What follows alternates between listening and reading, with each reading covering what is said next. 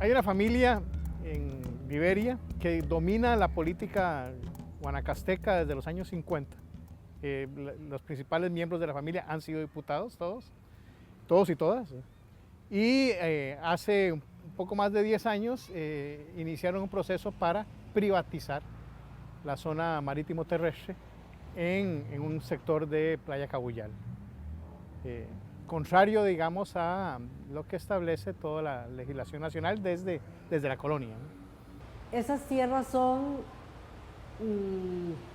escénicas, son bellísimas, ofrecen bosque, ofrecen riscos, ofrecen arenas, aguas azules, mares tranquilos y definitivamente tienen un potencial económico incalculable, ¿verdad? La privatización para mí es el problema más serio que tenemos en este momento. Bueno, o sea, ellos desarrollan un trámite en varias instancias y logran inscribir la zona marítimo terrestre como privada a nombre de la familia, ¿no? Zona que es pública en el 99% del territorio nacional, ¿no? Pasan por varias instancias, pasa por el registro, pasa por la Procuraduría, pasa por la Municipalidad de Liberia, ¿no? Y en las diferentes instancias logran establecer el procedimiento que deja múltiples dudas y que son precisamente estas dudas las que queremos resolver en el juicio contencioso administrativo, insistiendo nosotros que esto es propiedad del Estado y es propiedad inalienable y aunque haya habido un error, el error no engendra el derecho para que ellos adquieran eso como una zona privada. Una serie de irregularidades, dictámenes externos que contradicen los dictámenes internos de la municipalidad que decían que eso no podía ser visado hasta que logran los visados.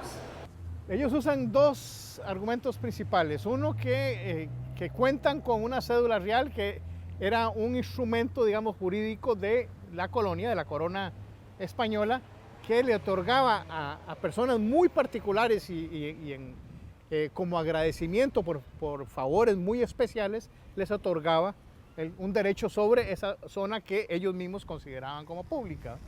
Entonces la familia esta liberiana dice tener una cédula real que le otorgaba ese derecho. Eso es uno de los argumentos. La cédula real nunca ha aparecido, nadie la conoce, nunca se ha presentado en ninguno de los procedimientos que se desarrollaron. Pero bueno, ese es un argumento que ellos utilizan. Y el segundo es que en algunos momentos se menciona en los terrenos que ellos adquieren, se menciona como lindero el mar. Entonces, bueno, si se menciona como lindero el mar, quiere decir que llegamos hasta el mar, brincándose toda la lógica desde la colonia que el mar comienza en la zona marítimo terrestre, comenzaba en aquel tiempo en una milla dentro de tierra firme, precisamente por todo lo que decíamos antes, la necesidad de que eso fuera público y con control del Estado correspondiente.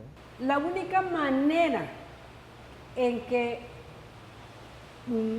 puedan aprovecharse de un bien demanial en zona marítimo terrestre, en zona litoral, es que hubieran contado verdaderamente con el título real y que el título real dijera que se cedían determinadas tierras desde determinados puntos geográficos hasta que alzara nado un caballo en el mar.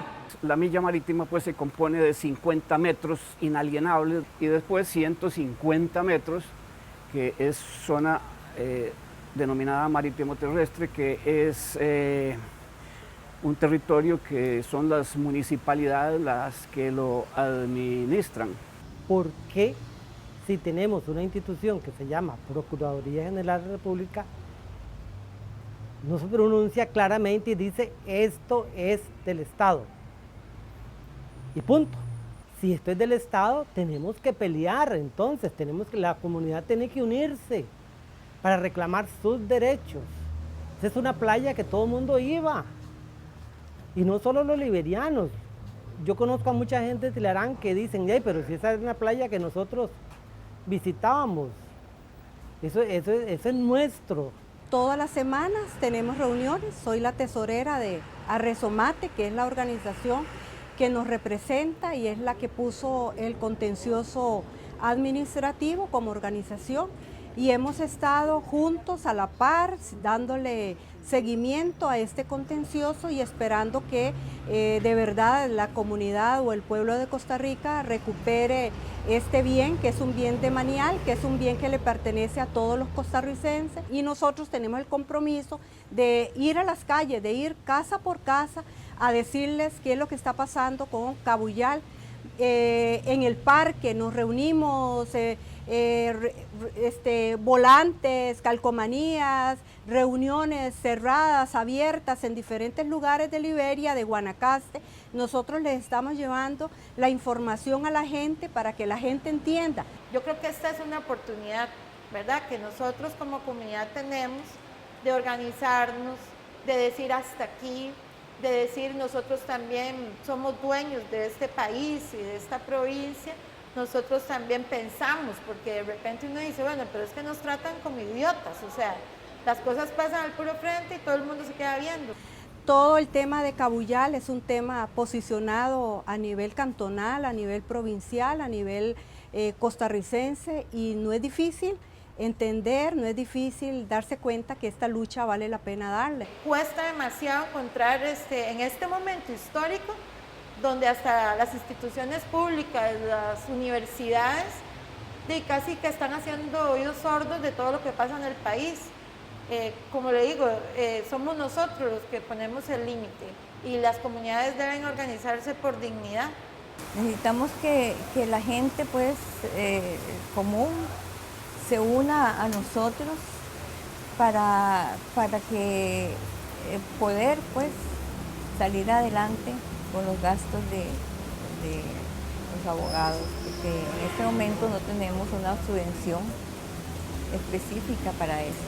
Bueno, a mí me para los pelos, sinceramente me para los pelos que se haya dado este caso. Mi pregunta es, ¿cuántos otros casos no habrá como estos en donde un bien del Estado, un bien que nos pertenece a todos, simplemente de pronto se privatiza con procedimientos que, repito, dejan muchísimas dudas? ¿Cuántos otros procedimientos nos estarán dando en el país a ese nivel?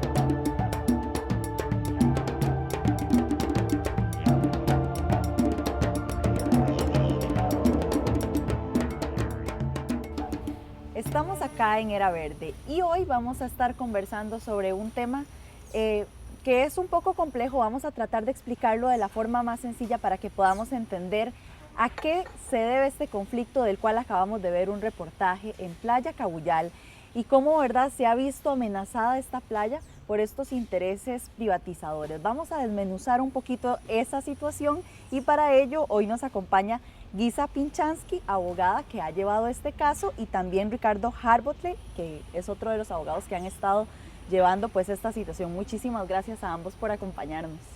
Gracias a ustedes. Bueno, y para tratar de enmarcar un poquito y entender qué es lo que está pasando en Playa Cabuyal, a manera de recapitulación de lo que vimos también en el reportaje, Guisa, yo quisiera que nos contés sobre el estudio histórico que ustedes hicieron sobre esta propiedad y qué fue lo que encontraron en ese estudio. El tiempo es muy corto para explicar todo, me voy a tratar de concentrar en lo más importante, y es que tienen que saber que las tierras conquistadas en América pertenecían al rey de España, a su patrimonio personal. El rey podía otorgar tierras como pago por favores que los conquistadores le hicieron, pero desde 1591 el rey Felipe II prácticamente las prohibió. Y el que quería tener tierras tenía que pagarlas. El problema era que era muy complejo porque había que medirlas en el lugar, después había que enviarlas al juzgado privativo de tierras de Guatemala y pasar de Costa Rica a Guatemala en aquel tiempo era muy peligroso y costaba mucho dinero, y luego el rey en España tenía que recibir esos documentos, firmarlos y enviarlos de vuelta, a tal punto que era más caro el trámite que la misma tierra. Entonces muy poca gente lo hizo. En 1754 el rey de España estaba en una situación muy difícil económicamente hablando, entonces trató de facilitar más ese trámite, permitió que se midieran acá las tierras, que se pasaran al juzgado privativo de tierras en Guatemala y ahí las aprobaran sin necesidad de que el rey tuviese que firmar para hacer eso más viable.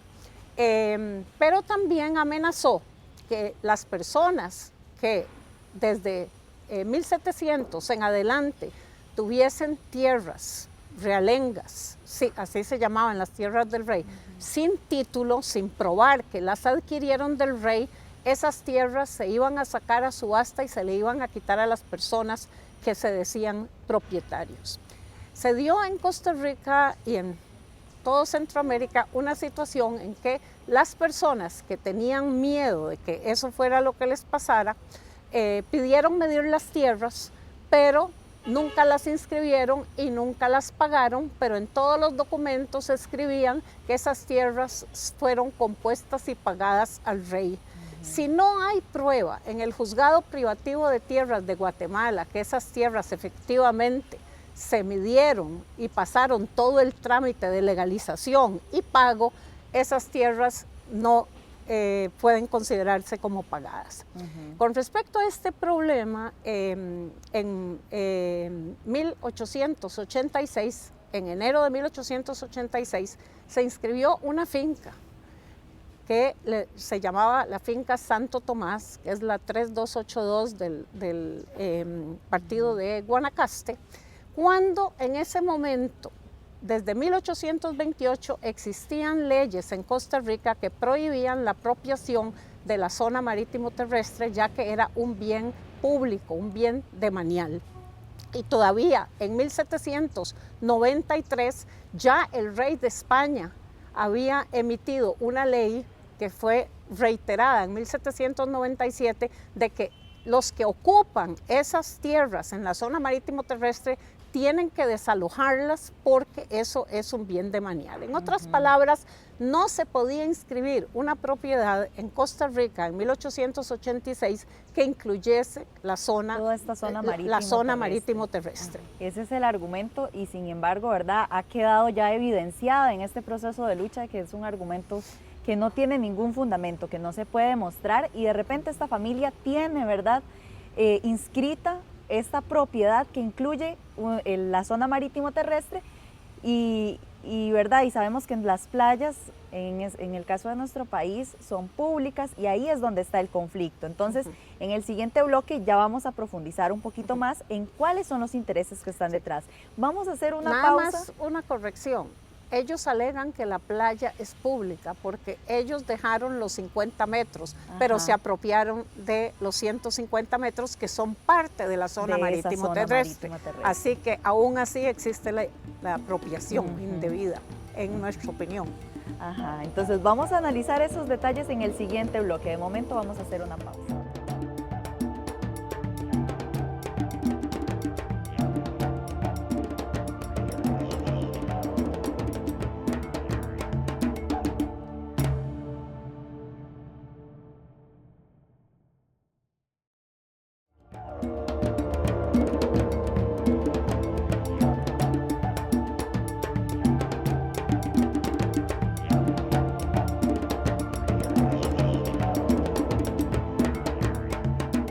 Seguimos acá en Era Verde y hoy estamos conversando sobre un caso pues bastante polémico y que ha también despertado el interés de muchas personas por poder defender la playa Cabullal ante los intereses de privatización que se han dado por parte de esta familia, la familia Román Ocampo.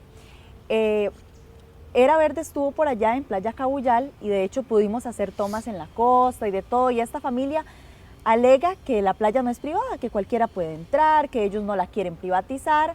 Sin embargo, ¿verdad? Parece que hay intereses detrás que quisiéramos entender qué es lo que pasa realmente, cuál es este riesgo de privatización de la playa. Tal vez si usted nos comenta. Bueno, hace unos 10 años que empezamos, doña Guisa y yo, esta lucha, ellos sostenían de que tenían una cédula real del rey de España que les concedía hasta la orilla del mar. En otras palabras, la zona restringida y la zona pública. Empezamos la lucha y ellos empezaron a dar cuenta de que el pueblo nos respondía a esa lucha y de que cada vez se iba haciendo una bola de nieve en contra de ellos. Entonces, y se dieron cuenta de algo, que ellos no podían probar lo que afirmaban, porque ellos probaban que existía una cédula real, pero nunca apareció la bendita cédula real hasta la fecha. Y es más, ahora ya hasta decidieron renunciar a ese argumento. Pero entonces, ante la presión que había en Liberia sobre toda esta situación, ellos actúan de una forma muy astuta siempre. Y entonces una de las formas fue presentarse a la municipalidad y entregar un documento donde ellos graciosamente renunciaban a la zona pública. Como ha dicho doña Guisa, no renunciaban a toda la zona marítimo terrestre, sino a la zona pública. Pero independientemente de eso, ¿cómo van a renunciar las personas a algo que no les pertenece? Ajá, que en porque primer lugar no la era de zona ellos. pública nunca puede ser privada, nunca, nunca. Entonces nunca ha estado en poder de particulares, porque es de todos los costarricenses. Y los municipios que son parte de toda la indiferencia y la negligencia, por lo cual se han aprovechado estos señores para privatizar esa playa, estaban muy contentos que los señores Román Ocampo les habían regalado, vea qué clase de municipios tenemos. Nos Les habían pidieron devuelto que fuera por la escrito. municipalidad. Entonces le dijeron que lo pusieran por escrito. Entonces don Luis presentó un escrito diciendo que sí, que él renunciaba, ¿verdad? Él no puede renunciar a lo que no es de él. De manera que el argumento se cae por su propio peso. También yo quiero decir con firmeza que también entidades gubernamentales y del Estado han sido cómplices de esa situación. Y pongo el ejemplo de la Procuraduría General de la República, que fue cómplice de que se inscribieran esos derechos de los que habló doña Guisa. Y es que estas cosas no pasarían sin esas complicidades, ¿verdad? Y en el juicio han hecho una cosa increíble, que es incluso hasta mefistofélica, maquiavélica, que es, después de que salieron unos reportajes de don Graving Moya, la Procuraduría se asustó. ¿Por qué? Porque tenía rabo que le majaran, porque por años nunca había hecho nada por rescatar esa playa. Entonces presentaron un juiciecito de 5 páginas, evidentemente con el propósito de que la otra parte gane el juicio. Nosotros presentamos una demanda que tiene 300 páginas y un estudio histórico enorme, ¿verdad? Pero entonces, ¿qué está pasando? Los contrarios, los abogados que no faltan, que están defendiendo a esa familia para que no les quiten esa zona marítimo terrestre, nos han puesto cantidades de obstáculos que pueden ser legales, pero que dejan mucho que desear desde el punto de vista moral. Y la Procuraduría se ha prestado también para eso. ¿Por qué? Porque la Procuraduría lo que quiere es que primero fallen el caso que presentó la Procuraduría contra los Román Ocampo, en cuyo caso es evidente que lo van a ganar los Román Ocampo. Y que cuando nosotros lleguemos a sentencia haya cosa juzgada de la otra parte. ¿Se imagina usted que ni Maquiavelo puede pensar en esas maniobras? Sí, la Procuraduría está alegando en el proceso que ellos presentaron, que es un proceso contencioso que presentaron como 3 semanas después del reportaje de Graving Moya, a pesar de que habían ya pasado más de 10 años desde que se inscribieron esas parcelas, una de ellas, la otra todavía no habían llegado los 10 años, eso lo digo por razones de prescripción, donde ellos alegan que esos 2 derechos están ubicados en la zona marítimo terrestre. En el caso de nosotros, la Procuraduría pidió que se incorporaran al proceso 7 personas que hay derechos inscritos a nombre de ellos, que están fallecidas, unas antes de 1880 y otras hace 30, 40 años, que se apersonaran con la intención de que no pudiéramos nosotros apersonarlos. Y ya, según lo que entendemos, esta familia andaba diciendo que con eso ya se terminó el proceso de nosotros porque es un obstáculo que no podemos parar. Pero ¿cómo pidió que se incorporaran estas personas? Porque tienen que defender sus derechos sobre la zona marítimo terrestre, cuando en el otro caso dicen que la zona marítimo terrestre le pertenece al Estado y que esos derechos están mal ubicados. En otras palabras, se contradice la misma Procuraduría, y nosotros sabemos por qué es que está pasando esto. Y ya abrimos las mortuales, ya abrimos las mortuales, ya hicimos toda la investigación, ya nombramos representante, pues ahora le están cayendo a los representantes. Sí, que son ilegales, que están mal nombrados, es decir, obstaculizar, pero eso es de la cosecha de nuestra Procuraduría General de la República, que lo que debería haber hecho es defender esa zona. Si tan legítimo es el derecho que tienen, ¿por qué no permiten que el proceso llegue a la sentencia? ¿Por qué le ponen tanto obstáculo? Que se haga el Nosotros debido no le proceso. tenemos miedo a la sentencia, ellos le tienen horror a la sentencia. Claro, y es que aquí es donde vemos cómo confabulan siempre intereses privados con las mismas instituciones del Estado para pasar por encima de los derechos de todas y todos y por encima también de nuestros recursos naturales y privatizarlos al final de cuentas para favorecer esos intereses. Sí. Aquí pudimos ver, revisar un poquito esta situación, podríamos conversar muchísimo más de este tema y de hecho es un tema al que hay que dar seguimiento, pero se nos fue el tiempo, entonces vamos a... nada más un puntito. ¿Por qué es importante recuperar la zona restringida de la zona marítimo terrestre? Ustedes saben que Liberia necesita dinero para que su población se desarrolle. Eso es la buchaca, que de ahí tenían ellos que tomar ese dinero, dando concesiones, arrendamientos, para que la gente de Liberia pueda construir mejores escuelas, mejores hospitales, pero eso ahora está en manos privadas. Sí, es totalmente lamentable que estas situaciones se sigan dando y también tenemos que como ciudadanas y ciudadanos exigir a las instituciones del Estado que realmente lleven los procesos debidos para garantizar el bien común y no el bien privado de ciertas personas que quieren adueñarse de nuestros recursos.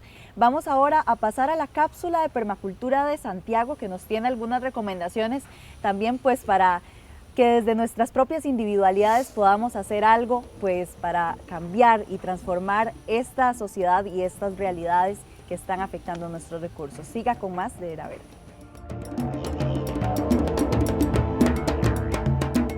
Hola, hoy estamos aquí con un proyecto diferente, un proyecto digital, la plataforma de integración ciudadana.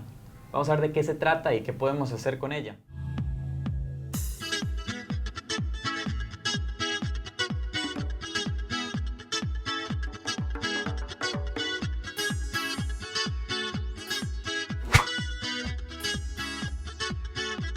Margarita Valle me acompaña. ¿Cómo está, Margarita? Muy bien, gracias.